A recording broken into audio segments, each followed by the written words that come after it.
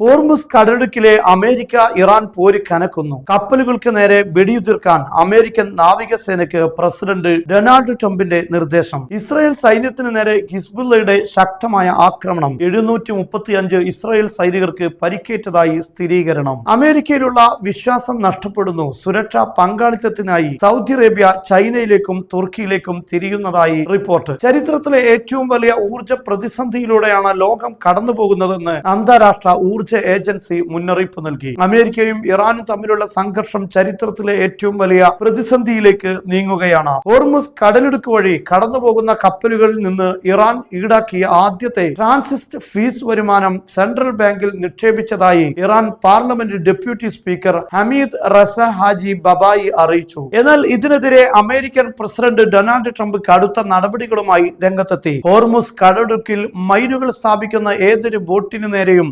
വെടിയുതിർക്കാൻ താൻ നാവികസേനയ്ക്ക് നിർദ്ദേശം നൽകിയതായി ട്രംപ് വ്യക്തമാക്കി. കൂടാതെ മൈനുകൾ നീക്കം ചെയ്യുന്നതിനുള്ള ശ്രമങ്ങൾ 3 ഇരട്ടിയാക്കാനും അദ്ദേഹം ഉത്തരവിട്ടു. ഇറാൻ ഒരു പുതിയ കരാറിൽ ഒപ്പുവെക്കുന്നതുവരെ ഹോർമുസ് കടലിടുക്ക് പൂർണ്ണമായും അടച്ചിടുമെന്നും ട്രംപ് മുന്നറിയിപ്പ് നൽകി. ഈ സാഹചര്യത്തിൽ ഇറാനുമായുള്ള യുദ്ധതന്ത്രങ്ങൾ പാളിയതിന് പിന്നാലെ നാവികസേനാ സെക്രട്ടറി ജോൺ ഫെലൻ ട്രംപ് ഭരണകൂടം വിട്ടതായി പെന്റഗൺ സ്ഥിരീകരിച്ചു.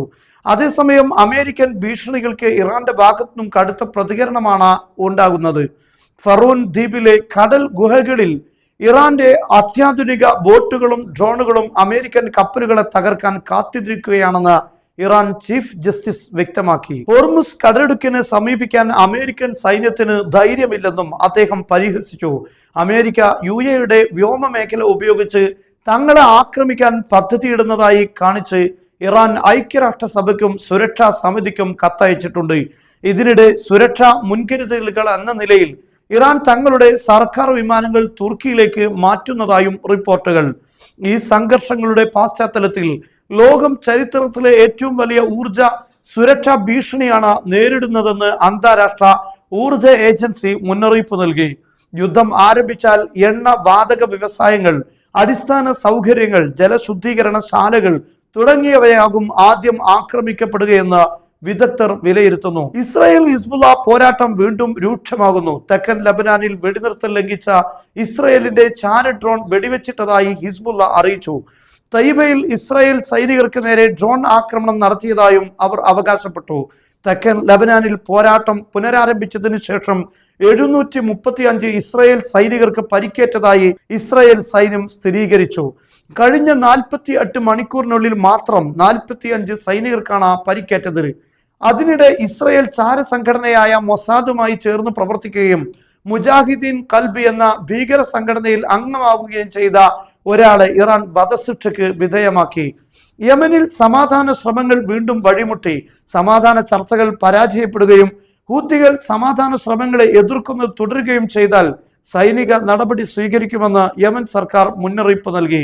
അന്താരാഷ്ട്ര തലത്തിൽ പുതിയ സഖ്യങ്ങൾ രൂപപ്പെടുന്നതിന്റെ സൂചനകളാണ് പുറത്തുവരുന്നത്.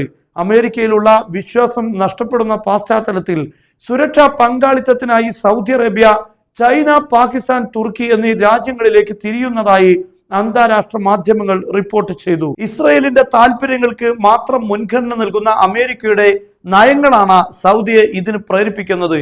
അതേസമയം സൗദി അറേബ്യയെയും തുർക്കിയെയും ബന്ധിപ്പിക്കുന്ന പുതിയ റെയിൽവേ പദ്ധതിയുടെ പഠനങ്ങൾ ഉടൻ പൂർത്തിയാകുമെന്ന് സൗദി ഗതാഗത മന്ത്രി സാലിഹ് അൽ ജാസർ അറിയിച്ചു. ജോർദാൻ, സിറിയ വഴിയാകും ഈ പതാക കടന്നുപോവുക. ഗൾഫ് രാജ്യങ്ങളും മിഡിൽ ഈസ്റ്റും തമ്മിലുള്ള വ്യാപാര ബന്ധം കൂടുതൽ സുഗമമാക്കാൻ ഇത് സഹായിക്കും.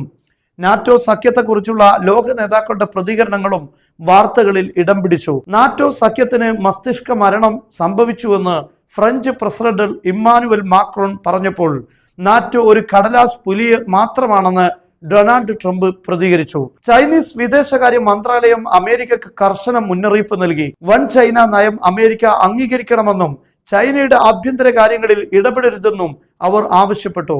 ഇറാൻ ഇന്ന് വെറുമൊരു പ്രശ്നമല്ലെന്നും ലോകം വിലമതിക്കേണ്ട ഒരു വലിയ ശക്തിയായി അവർ മാറിയെന്നും ചിക്കാഗോ സർവകലാശാലയിലെ പൊളിറ്റിക്കൽ സയൻസ് പ്രൊഫസർ അഭിപ്രായപ്പെട്ടു.